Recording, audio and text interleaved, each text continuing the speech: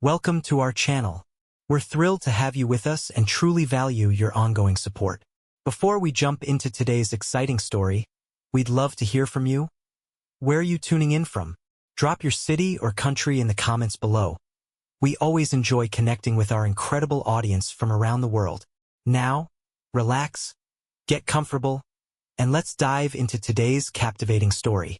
My wife went away for a while, supposedly for work. She told me it was an important business trip, and I didn't think much about it. Work stuff, nothing unusual, you know how it goes. When she came back after some time, something caught my attention right away. Her stomach looked different, like she'd gained a little weight, but it was just in that area. It wasn't all over, just her belly, and it stood out in a noticeable way. At first, I shrugged it off, thinking maybe she just indulged a bit more than usual while she was away. But the longer I looked, the stranger it seemed. It's been bothering me ever since, and now I want to lay everything out for you, step by step. I often find myself thinking back to the simpler days when life felt easy, and our relationship was full of shared dreams and laughter. Isabella and I used to spend hours on the porch, sipping coffee and imagining our future together. We were young, ambitious, and always found time for each other, no matter how busy we got. But over the years, our careers started to take over, overshadowing the connection we once had. We ignored the growing distance, focusing on chasing promotions and meeting deadlines. Now, it feels like we're living separate lives, struggling to find our way back to each other. This growing unease has been gnawing at me, and I just can't shake it. Not long ago, Isabella spent several months in a remote community in New Mexico. She was doing fieldwork for her sociology dissertation. Since she came back, she's been completely absorbed in her thesis, spending almost all her time locked away in her study. The house feels cold and empty, and I've been sitting alone at my desk, trying to figure out how to deal with the widening gap between us. I've made efforts to talk things through, but she seems determined to shut me out, and I'm running out of ways to bridge the distance. Let me give you some context about us. My name is Terry Dickinson, and I work as a geologist specializing in oil exploration. I was recruited straight out of grad school. Isabella, my wife of 5 years, is an academic who's deeply passionate about her research and teaching. We met back in college in Denver and supported each other as we worked toward our master's degrees. Mine in geology and hers in sociology. Though our careers have taken us down different paths, we've always been each other's biggest cheerleaders. But lately, it feels like something has changed. Isabella's research took her to a private community in New Mexico to study a breakaway group of church. What was originally supposed to be a 2-month trip stretched on much longer than planned. During that time, she barely contacted me. She claimed she didn't have access to phones or email, which honestly didn't sit well with me. When she finally returned home, she immediately buried herself in her study to focus on her thesis. Our conversations have dwindled to almost nothing. I've tried to reach out to her, but it feels like she's purposefully keeping me at a distance. I get that her work is important, but the way she's handling it is driving a wedge between us. Questions keep swirling in my head. How did Isabella gain the trust of such a private group? Did they even know she was studying them? I've asked her about it, but she refuses to talk about her research at all. I admire Isabella's dedication to her PhD. But her lack of communication since coming back has been deeply unsettling. When I brought up my concerns, she brushed them off, saying I just didn't understand how complicated her work is. This is the first time in our marriage that I feel like she's keeping something important from me. The tension between us keeps building. Isabella has grown more secretive, constantly saying everything will make sense once her thesis is finished. But that promise gives me little reassurance. Why can't she just share what's on her mind now? What's even more troubling is how much she's changed. She's abandoned her usual casual, modern outfits and now wears long, conservative dresses that cover her neck and ankles. She's stopped wearing makeup, and her hair is always pulled back into a tight bun. When I asked her about it, she said dressing modestly helps her stay in the right mindset for her research. But even at home, she only wears plain nightgowns and has completely withdrawn from physical closeness, saying it would interfere with her focus. The emotional and physical distance between us has grown wider than ever. Her urgency to finish her thesis also feels strange. She still has 2 years to complete it, but she's determined to wrap it up early so she can start teaching high school in the fall. While her reasoning sort of makes sense, it doesn't align with her usual careful, methodical approach. We've always talked about big decisions like this as a team, but now she's making them entirely on her own. When I offered to help her search for teaching jobs, she flatly refused, saying she'd take care of it herself. It felt like another door closing, shutting me out of decisions that affect both of us. Although her health improved after a stomach infection she caught during her trip, our marriage seems to be getting worse. Our conversations are shallow at best, and Isabella refuses to coordinate her plans with mine, which has made it impossible for me to align my work trips with hers. I've been treading carefully, trying to give her space, but I feel like I'm being excluded from her life. This sense of isolation is suffocating me. My anxiety is even starting to take a physical toll. I've always relied on structure and predictability, but Isabella has turned our life into a string of unknowns. I can't escape the fear that she's slipping away, putting her academic goals above our relationship. In the evenings, I've tried to connect with her, asking how her research is going. But every time I bring up her time in New Mexico, it leads to tension and arguments. She refuses to talk about it, insisting she won't discuss anything until her thesis is complete.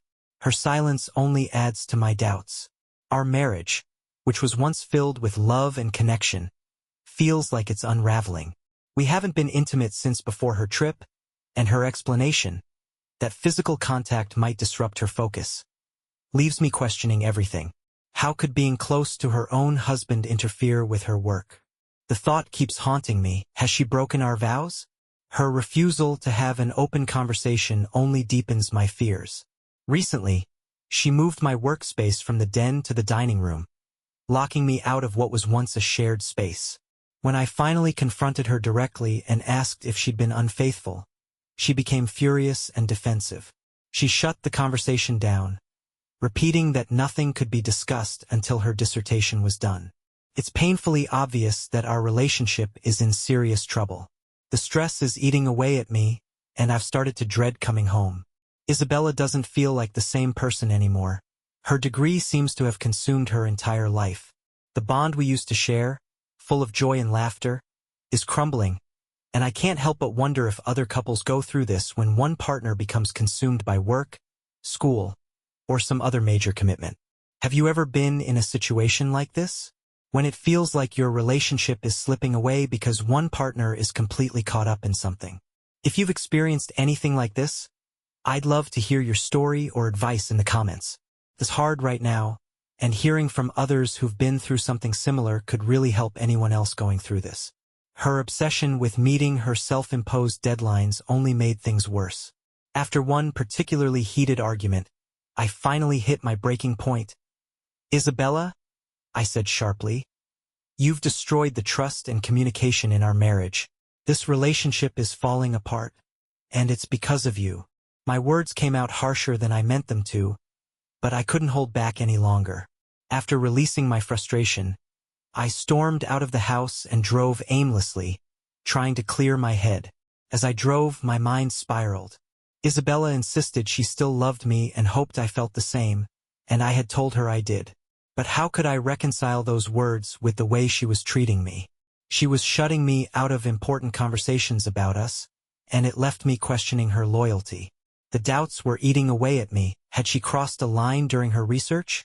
The constant uncertainty was too much, and I realized something had to change, whether it came from her actions or mine. For a moment, I considered leaving her and starting over.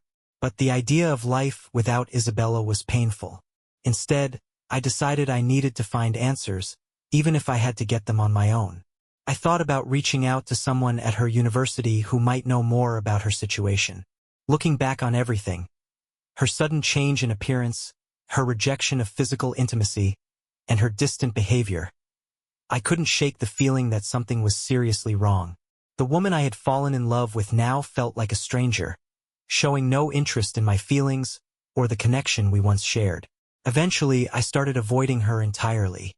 This only made the distance between us grow even larger. Her habit of locking doors and password protecting her computer fed my suspicions.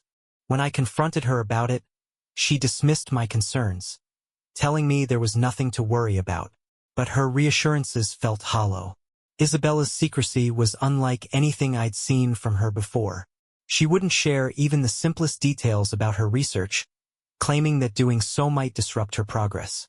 When I told her how hurt and excluded I felt, she brushed it off like it wasn't important. One day, my boss noticed how distracted I'd become and suggested I talk to her thesis advisor. I decided to take his advice. At the same time, I quietly began searching for answers on my own. I checked our bank accounts first, but everything appeared normal. Feeling uneasy about digging deeper, I reached out to a tech-savvy friend for help. He agreed to help me access Isabella's computer when she wasn't around. My chance came when Isabella told me she had a meeting with her thesis committee the following Tuesday. I decided that would be my opportunity to find out the truth. When Tuesday arrived, Isabella showed no signs of change. She was still distant, her demeanor cold, and she continued wearing the oversized, conservative clothing that seemed meant to hide her figure.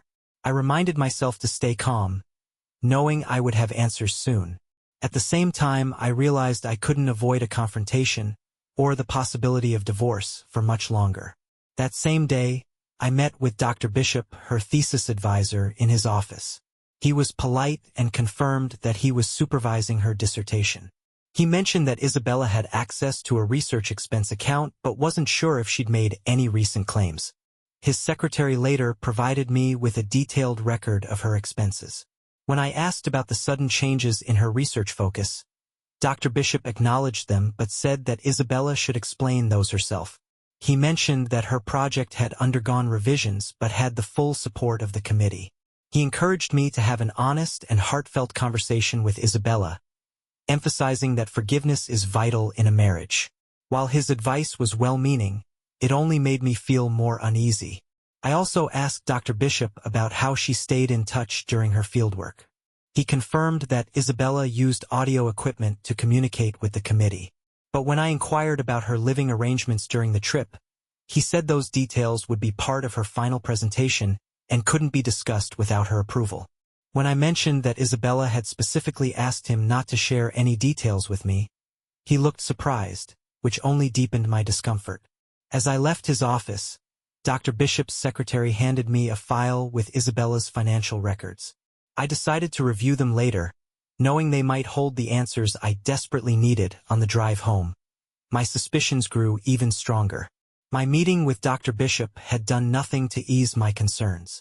While I still had no concrete evidence of infidelity, Isabella's continued secrecy raised countless red flags. I hid the file Dr. Bishop's secretary gave me in my desk and decided not to tell Isabella about the meeting. For the first time in our marriage, I was keeping something significant from her, and the guilt of that decision weighed heavily on me. That evening, the tension between us was palpable. I confronted her directly, telling her that her behavior was making me question her faithfulness. I warned her that if things didn't change soon, our marriage wouldn't survive. She grimaced, gave me a hollow smile, and once again promised to explain everything once her thesis was approved. On the day of her defense, Isabella chose one of her usual conservative outfits.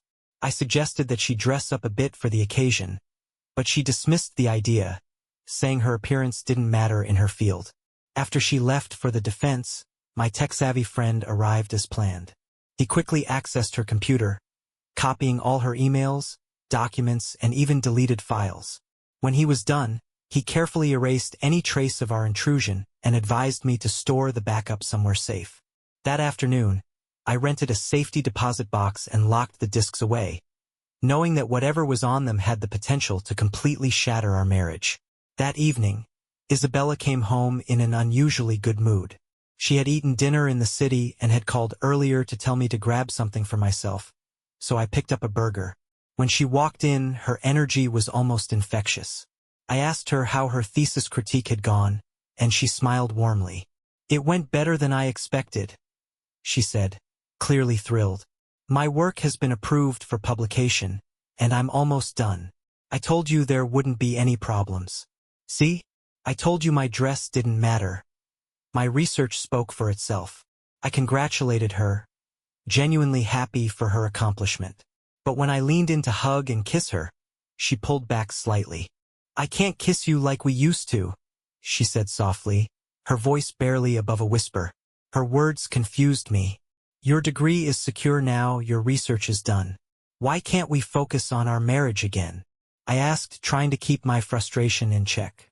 She stepped back further and said quietly, "We can't go back." Her response hit me hard, and I could feel my frustration rising. "Does this mean our marriage is over?" I asked, my voice tense. She pleaded with me, asking for just one more week to handle grant finances and finalize graduation fees.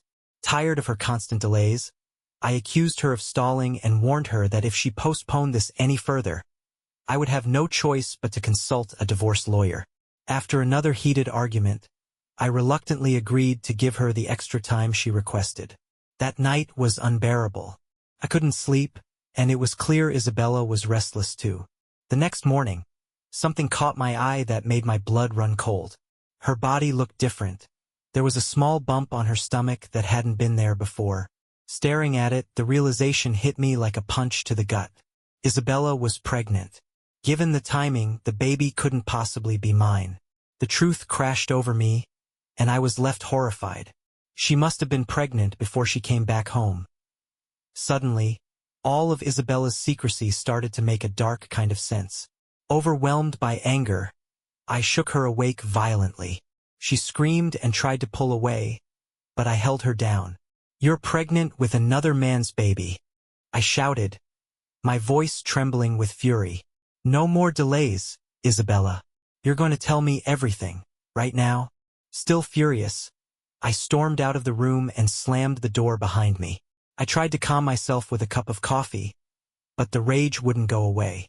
My hand clenched so tightly around the mug that it shattered, leaving glass scattered everywhere. This, I realized, might just be the worst day of my life. Later, I called Isabella to the table. She walked in nervously, still wearing one of her oversized outfits. I demanded that she wear something more fitting, but she quietly admitted that her old clothes no longer fit because of her pregnancy. Then, she dropped a bombshell that left me completely frozen. She confessed that she had known about the pregnancy since she returned but hadn't been able to face it. Through tears, Isabella explained that the pregnancy was the result of something terrible. While she was away for her research, she had been assaulted. She revealed that she was coerced into a relationship with Jacob, the patriarch of the family she stayed with. He used his influence and control over the local authorities to trap her. What started as a forced encounter turned into repeated incidents, leaving her feeling completely powerless. She sobbed as she recounted what had happened, and as much as I wanted to hold on to my anger, it began to soften, replaced by disbelief and sorrow.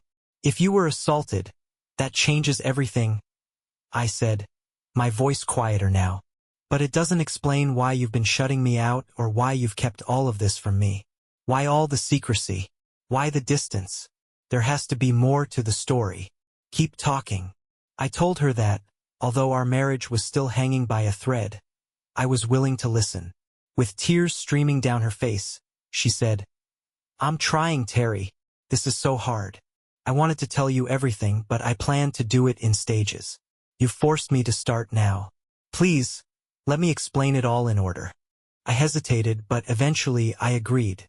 "Fine, but it all comes out today. No more waiting." She nodded, her face pale. "Yes, today. I'll tell you everything. I promise." Before she began, I decided to come clean myself. "I've already started investigating," I admitted. "I've spoken to your professor and copied everything from your computer. This is your chance to be completely honest with me." She nodded again, her expression strained, as I set up a tape recorder, turned off her phone, and prepared to hear the full story.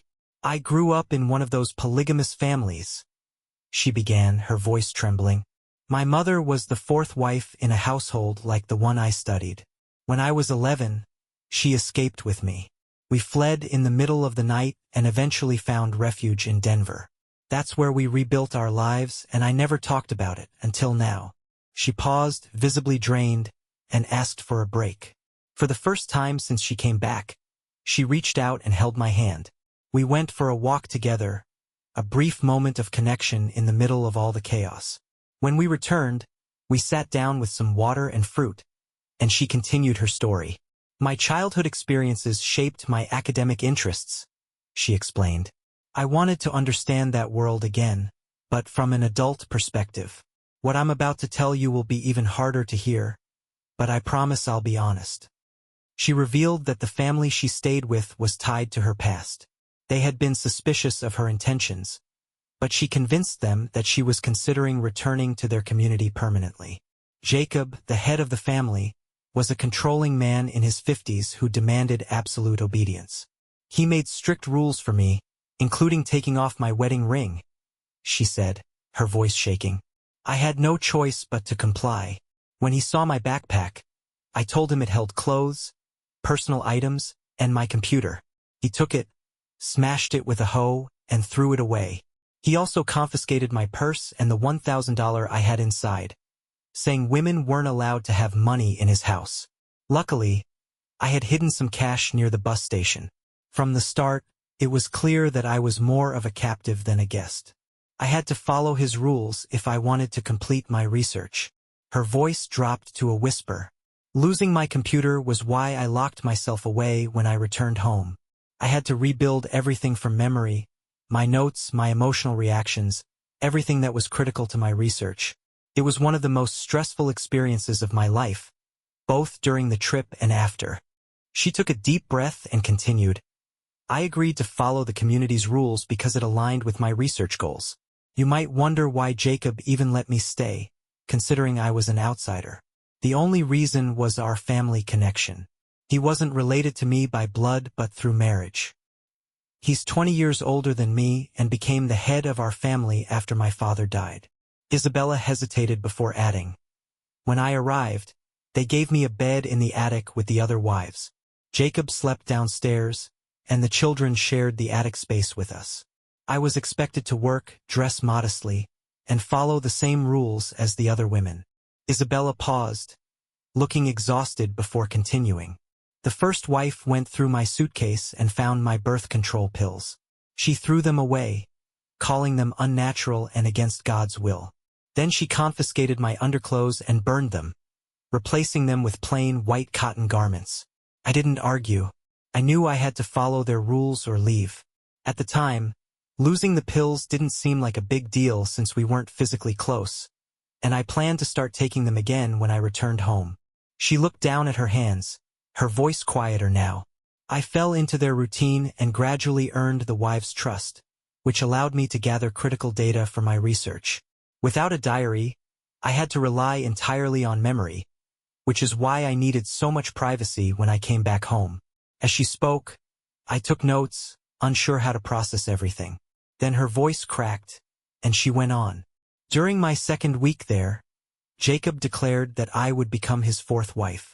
I was horrified and protested, but he didn't care that I was already married. He claimed that God had revealed to him that I was meant to be his. When I resisted, he became aggressive, dragging me to his bedroom.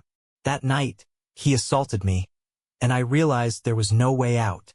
Her voice broke, tears spilling as she recounted the trauma. After that, he treated me like I was his wife, controlling, dominant, and relentless. Over time, I became submissive. I started to accept it. I began to distance myself from my life with you. She stopped, bracing herself, then admitted. The other wives had similar stories. They resisted at first but eventually adapted. After a few weeks, Jacob allowed me to visit other families, which gave me more opportunities to observe and take notes. By then, I had blended into the community. I even became a teacher, designing lesson plans that adhered to their strict beliefs. That role made me an important part of their world. Her tone softened, becoming almost fragile. One night, after a party for Jacob's daughter, I saw a chance to escape. I left a note, grabbed my hidden credit card, and retraced the route my mother and I had taken years earlier. After walking 8 miles, I finally reached the bus station. Exhausted, I used the cash I'd hidden and made my way back home. The rest, I locked myself away to reconstruct my notes and process everything I had been through. especially the strain it put on us. Isabella sighed heavily, her weariness evident. That's why I needed so much privacy. I couldn't afford distractions, even intimacy with you. She hesitated, then said, "This next part will be even harder to hear. Do you have any questions? Or should I keep going?" Feeling numb, I replied, "Just keep going." She nodded, her voice quieter now. "I've been reflecting on the two worlds I've experienced. They're so different, but each has its own advantages and drawbacks. To be honest, I found myself drawn to the simplicity of the rural communal life. Even the idea of polygamy has its benefits, which I've explored in my thesis. I've also been working on a novel based on my experiences and already received a $50,000 advance. That's why I've been so busy these last few months. Anger surged in me, and I couldn't hold back. So the assaults don't bother you anymore? That's not just wrong. It's disgusting." She ignored my outburst and continued. "I avoided intimacy with you because I needed to keep my memories of Jacob clear for my research. Then, the pregnancy happened. Over time, I realized I was torn between two worlds and two men. With you, I had gentle, tender love. With Jacob, I experienced something different, submissive. Her calm, steady gaze unnerved me. Now that my thesis is done, I have to decide. Do I stay with you or go back to Jacob? I can't have both. If I return to Jacob, I'll be faithful to him and leave you behind. If I stay with you, you'll have to accept that I'm carrying his child." She raised her hand, showing me her wedding ring. "I'm still wearing this because Jacob told me to keep it. He never gave me a new one. While things started with conflict, I eventually embraced that dynamic willingly. It was thrilling in a way I hadn't known. But now I have to choose. You or him." Her voice wavered, but she pressed on. "My thesis committee knows everything, including my experiences with Jacob. They know I'm pregnant, but it hasn't affected their assessment of my work. I'm ready to answer your questions. I just hope you'll remain as civil as I've been." I sat in stunned silence, her words hollowing me out. Slowly, my thoughts began to clear. I realized I didn't need the files from her computer or the financial records I'd gathered. The recording I had was more than enough. I took a deep breath, forcing myself to control my anger. "You've shut me out of every major decision," I said coldly. "You broke your vows to forsake all others, took another man as your lover, got pregnant, and destroyed our marriage. You excluded me from your life, and now there's no way to save our relationship. It's over." Isabella's face paled, but I wasn't finished. "Your choices are simple. Go back to Jacob if he'll have you, or raise this child on your own. But you'll do it without me. I won't support you or this baby, financially or emotionally. You tortured me for months, and now it's over. Tomorrow, I'm meeting with a divorce lawyer. You chose your research and betrayal over our marriage. Now, live with the consequences." Her face hardened, but I didn't care anymore. This was the end. The next day, I closed our joint bank accounts, transferred the money into new ones, and canceled our credit cards. At my lawyer's office, I made it clear. No alimony, no child support, and I demanded Isabella drop my last name. Her child wouldn't carry it either. I wouldn't let it be tarnished. My lawyer supported me, helping finalize the arrangements. Later, I visited Isabella's mother and shared the news. At first, she congratulated me, but as I explained Isabella's actions, her joy turned to heartbreak. She looked devastated, knowing her daughter had been pulled back into the life they had worked so hard to escape. On my boss's advice, I hired a powerful attorney to pressure Isabella's university. Within weeks, the board revoked her thesis and denied her degree with no option for appeal. Her publisher froze her advance, and her grant funding was cut off entirely. Not long after, my lawyer informed me Isabella had signed the divorce papers without contest. She had lost everything: her career, her reputation, and our marriage.